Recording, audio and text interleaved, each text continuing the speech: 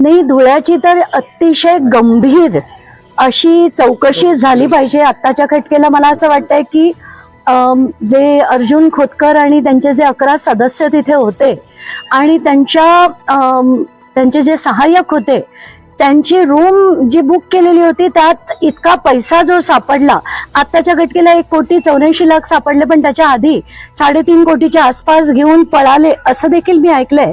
पण मला असं वाटतं की जर ते दोषी नव्हते तर त्यांना जे निष्कासित केलं गेलंय ते कशामुळे निष्कासित केलं?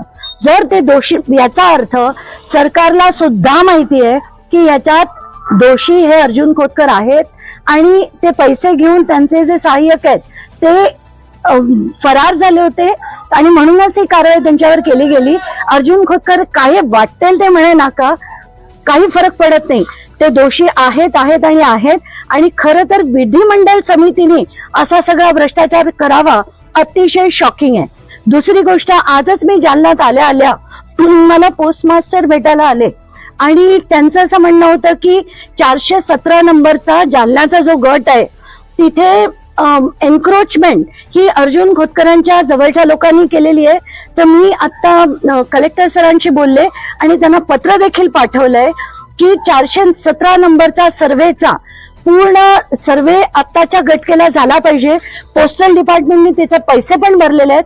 ती तारीख मला कळवा, त्या तारखेला मी तिथे हजर राहीन आणि जे जे एन्क्रोचमेंट झालं असेल ते तात्काळ काढण्यात आलं पाहिजे.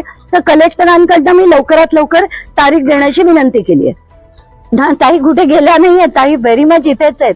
आणि जसं मी म्हटलं होतं की मी 28-29 तारखेच्या आसपास येईन, तर आज आपणकडे तीच आम्ही बोलणी करायला आज दुपारी त्याच शेतकऱ्यांबरोबर आमची बैठक आहे 4 वाजता.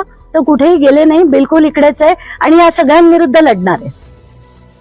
आत्ताच्या घटकेला सांगणार नाही, तर जसं आम्ही बोललं की त्याच्यावर अर्जुन खोतकर त्यांचं वक्तव्य करतात, आत्ताच्या घटकेला आम्ही काहीच सांगणार नाही. आम्हाला जे करायचं तेवढंच करणार आहे.